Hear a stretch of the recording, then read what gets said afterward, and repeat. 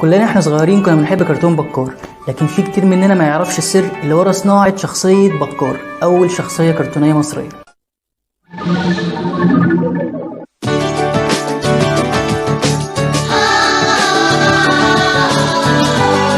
الحكاية ابتدت سنة 1997 لما سوزان مبارك قررت انها تسمي السنة دي باسم عام طفل الجنوب.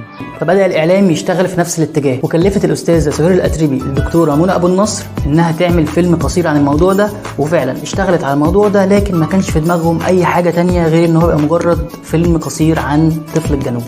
فكلفت الدكتورة منى أبو النصر بدورها السيناريست الشاب في الوقت ده عمرو سمير عاطف إن هو يعمل فيلم قصير عن طفل من الجنوب، وما كانش في دماغهم اي تفاصيل عن الشخصيه خالص لحد دلوقتي.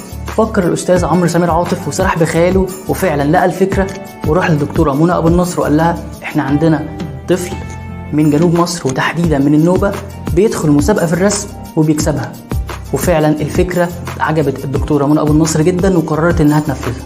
نزل الكرتون ونجح نجاح عظيم جدا، خصوصا ان الدكتوره منى ابو النصر كلفت الكينج محمد منير ان هو يغني اغنيه التتر، وعمل ردود افعال واسعه جدا، وكان المفروض الحكايه بتاعه كرتون بكار تخلص لحد هنا.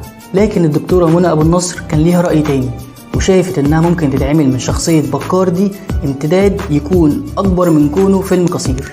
وفعلا راحت الاستاذ عمرو سمير عاطف وقالت له احنا عايزين شخصيه كرتون بكار دي تبقى اكتر من مجرد فيلم قصير وتتعمل على جزء في رمضان 30 حلقه. طبعا الاستاذ عمرو سمير عاطف لقى نفسه قدام سؤال مهم جدا، ازاي احول فيلم قصير مدته ربع ساعه تقريبا لكرتون اطفال جزء كامل اكتر من 30 حلقه عشان يتعرض في رمضان.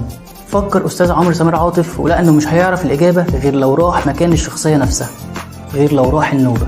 وفعلا سافر الاستاذ عمرو سمير عاطف للنوبه ولقى هناك اجابه سؤال، لقى ان شخصيه بكار دي مش بس ممكن يتعمل لها فيلم مدته ربع ساعه، لا دي عبقريه المكان ممكن تعمل من الشخصيه اجزاء كامله كمان مش جزء واحد بس. تاريخ ارضه وبلاده بيجري جوه دمه. ولحد دلوقتي لسه بنفتكر اغنيه كرتون بكار وغناها تترات بدايه ونهايه للكينج محمد منير. فمهما كان سنك او عمرك اكيد هتفتكر صوت محمد منير وهو بيقول من قلبه وروحه مصري والنيل جواه بيسري. ما تنسوش تعملوا لنا لايك وشير وسبسكرايب، وقولوا لنا في الكومنتات ايه ذكرياتكم عن كرتون بكار اول شخصيه كرتونيه مصريه. بكار